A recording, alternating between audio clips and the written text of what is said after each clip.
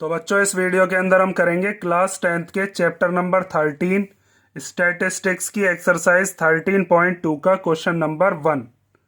तो क्वेश्चन 1 में हमें दिया है the following table shows the age of patients admitted in a hospital during a year.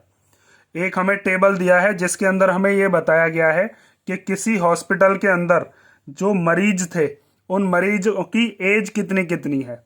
जैसे एक साल के अंदर 6 पेशेंट ऐसे एडमिट होते हैं जिनकी एज 5 से 15 के बीच में है। 11 पेशेंट मतलब 11 पेशेंट्स ऐसे हैं जिनकी उम्र 15 से 25 के बीच में है। 21 मरीज ऐसे हैं जिनकी उम्र 25 से 35 के बीच में है। 23 पेशेंट्स ऐसे हैं जिनकी उम्र 35 से 45 तक है। इसी तरीके का हमें ये पूरा का पूरा टेबल दिया है। उसके बाद हमसे कहा है find the mode and the mean of the data given above. हमें क्या क्या निकालना है, एक तो मोड निकालना है और एक मीन निकालना है। तो मीन के हमने 3 फॉर्मूले पढ़ रखे हैं पिछली वाली एक्सरसाइज के अंदर। हम देखेंगे कौन सा फॉर्मूला लगाना है। पहले हम क्या निकालेंगे, पहले हम निकालेंगे मोड। फिर उसके बाद इसने कहा है compare and interpret the two measures of central tendency. फिर हमको बताना है कि ये मोड और मीन हमें क्या क्या बता रहे हैं। ठीक है, दोनों को कंपेयर करके हमें ये बताना है। तो अभी एग्जांपल नंबर 6 हमने पिछली वीडियो में किया था, उसके अंदर भी सेम ही चीज करी थी कि मोड हमें क्या बताता है और मीन क्या बताता है। तो मोड होता है हमारी मैक्सिमम फ्रीक्वेंसी, मतलब सबसे ज्यादा जो मरीज हैं वो कौन से वाले एज ग्रुप के हैं या फिर कितनी उम्र के हैं।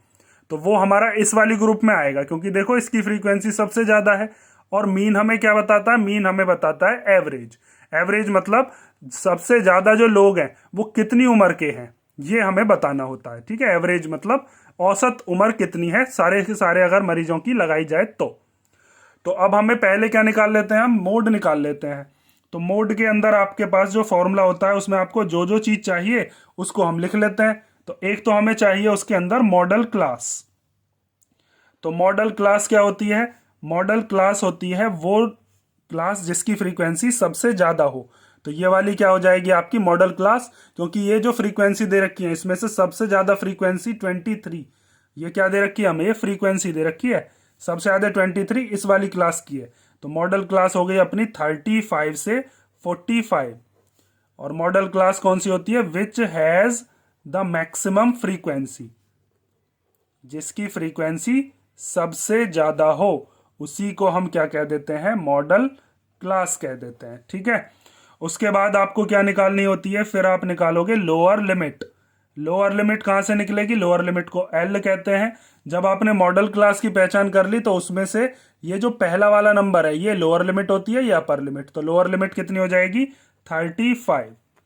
ठीक है, उसके बाद आपको 3 चीज निकालनी होती है, एक F1, एक F0 और एक F2। अब ये क्या क्या चीजें हैं, तो F1 होता है आपका मॉडल क्लास की फ्रीक्वेंसी। जैसे आपकी मॉडल क्लास ये थी जिसकी फ्रीक्वेंसी सबसे ज्यादा थी, तो जो फ्रीक्वेंसी सबसे ज्यादा होती है उसी को F1 कहते हैं। तो F1 कितनी हो गई, 23। 1 से पहले क्या आता है, 0, तो इसका मतलब ये क्या हो जाएगी, F0, मतलब उस क्लास की फ्रीक्वेंसी जो कि मॉडल क्लास से पहली है। प्रीसीडिंग मतलब पहली, तो पहली वाली कौन सी है, वो है 21, F1 से पहली। और F1 से अगली, F1 से आगे क्या आएगा, F2, 1 के बाद 2 आता है। तो ये सक्सीडिंग मतलब मॉडल क्लास से अगली वाली जो क्लास है उसकी फ्रीक्वेंसी आप लिख दोगे, वो कितनी हो गई, वो हो गई 14। उसके बाद और किस चीज की जरूरत पड़ती है, एक होता है हमारा एच जिसको हम क्या कह देते हैं, क्लास साइज। तो क्लास साइज का मतलब है कि ये जो हमें जितनी भी क्लासेस दे रखी हैं या हमें क्लास इंटरवल दे रखे हैं इनका गैप कितना है। तो आप चाहो तो इसी में से माइनस कर लो, 45 में से 35 को जब आप माइनस करोगे तो माइनस करके कितना आएगा, 10। ठीक है, अब हम क्या लगाएंगे, ये सारी चीज निकालने के बाद अब हम लगा सकते हैं मोड का फॉर्मूला। तो मोड का फॉर्मूला आपको मैंने बता रखा है पीछे, अभी इंट्रोडक्शन वाले वीडियो में भी हमने किया था। वो होता है एल प्लस, फिर ब्रैकेट शुरू करोगे, उसके अंदर आएगा F1 minus F0 upon 2F1 minus F0 minus F2, और इसकी मल्टीप्लीकेशन H में। अब इनकी वैल्यूज को आप पुट करना शुरू कर दो।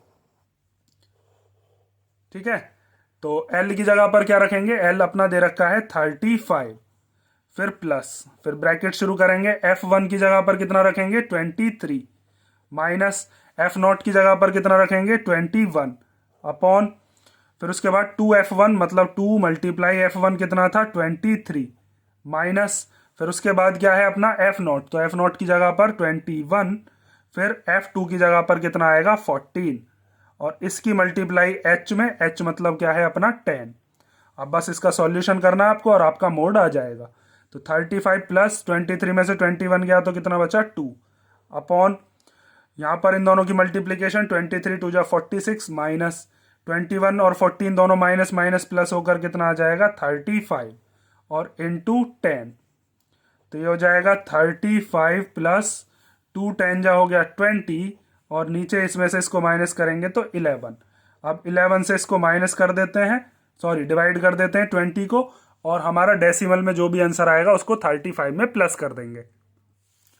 तो 20 को डिवाइड कर लेते हैं किससे 11 से, तो 11 वन जा 11, कितना बचा 9, पॉइंट लगाकर हम क्या बढ़ा सकते हैं 0, 11 8 जा 88, कितना बचा 2, तो 2 को ही दोबारा से हम पॉइंट लगा देंगे इसके आगे, तो ये कितना हो जाएगा 11 वन जा 11, फिर 9 आ जाएगा, तो ये तो यही आता रहेगा, 0 लगा लो, 11 8 जा 88, फिर 2 आ गया, तो ये तो यही आता रहेगा। तो हम क्या लिख लेंगे इसको 1.81, या फिर इसी को हम 1.8 भी लिख सकते हैं, क्योंकि इससे राउंड ऑफ करेंगे तो 1.8 ही आएगा, 1 तो इधर राउंड ऑफ होकर आएगा नहीं, तो ये हो गया 1.8। इन दोनों को प्लस करेंगे तो ये हो जाएगा 36.8 ईयर्स अप्रोक्स। मतलब उस हॉस्पिटल के अंदर सबसे ज्यादा जो लोग हैं वो कितनी उम्र के एडमिट होते हैं 36.8 ईयर्स के। ठीक है, तो ये आपका क्या निकल गया, ये निकल गया मोड। अब हम क्या निकालेंगे, अब हम निकालते हैं मीन।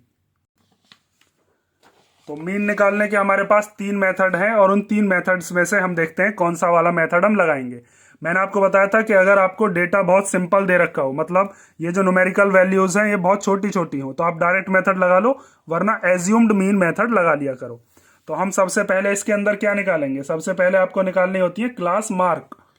ये दोनों तो टेबल आपको बनाना ही है, इसके बाद आप क्या निकालोगे क्लास मार्क। और वो क्लास मार्क कैसे निकलते हैं, क्लास मार्क निकालने के लिए आपको upper limit plus lower limit upon में 2 ये करना पड़ता है। ठीक है, मैंने आपको जब इंट्रोडक्शन कराया था वहीं पर आपको बताया था क्लास मार्क क्या होता है, lower limit plus upper limit upon 2। तो इनको हम प्लस करेंगे और अपॉन में लेते रहेंगे इसके 2।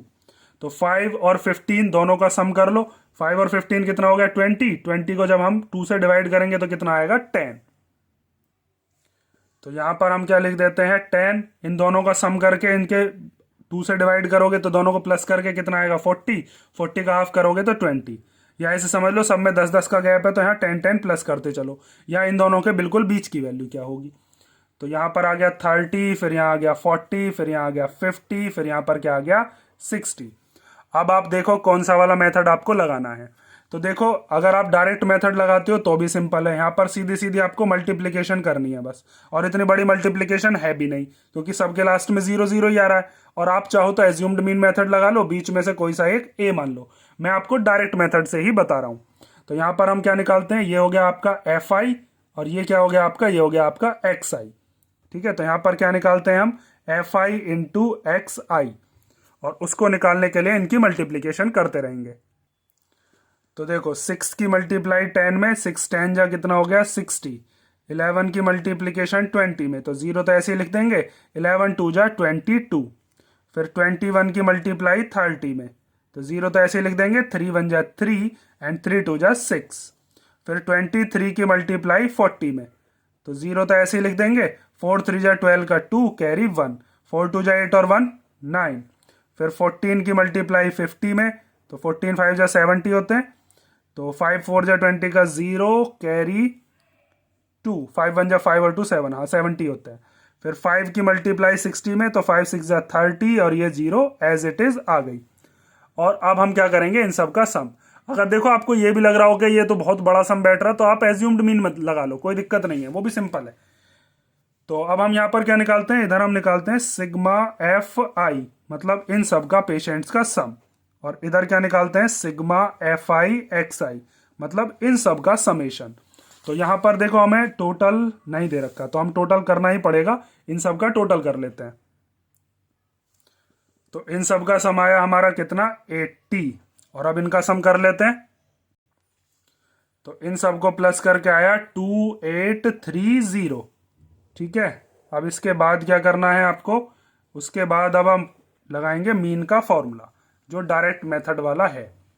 तो मीन इक्वल टू क्या होता है, मीन जिसको आप एक्स बार से डिनोट कर देते हो वो होता है सिग्मा एफ आई एक्स आई के अपॉन में सिग्मा एफ आई। तो सिग्मा एफ आई एक्स आई कितना आया है अपना, वो आया है 2830 और सिग्मा एफ आई कितना है 80।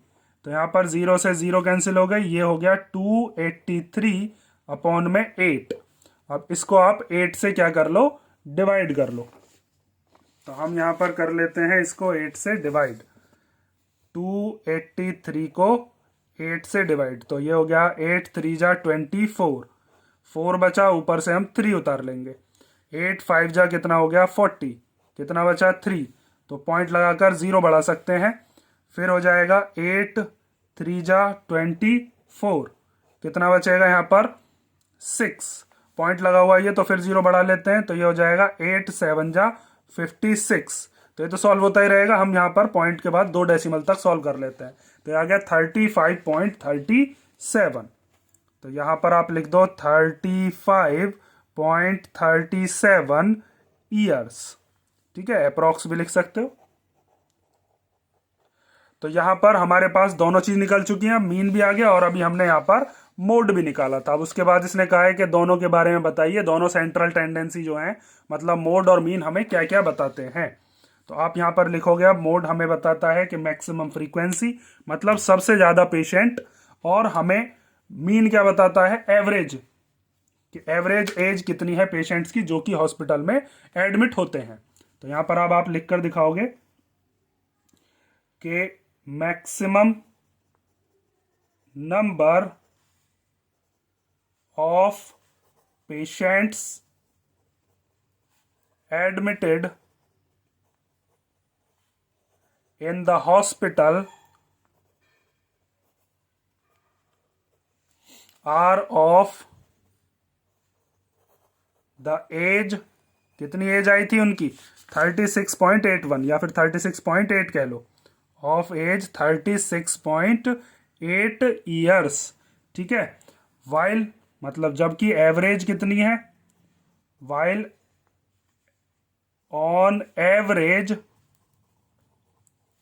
the age of patients admitted in the hospital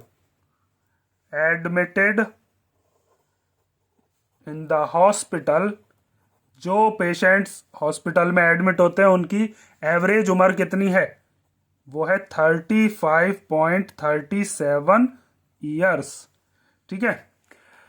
तो ये हो गया आपका क्वेश्चन नंबर 1। इसके अंदर दोनों ही चीज हमसे निकलवाई थी, मीन भी और मोड भी, वो हमने निकाल दी। और अब हम नेक्स्ट वीडियो के अंदर करेंगे इसका क्वेश्चन नंबर 2। अगर इसमें कोई डाउट हो तो आप कमेंट करके पूछ लेना, और नेक्स्ट वीडियो मिलते हैं।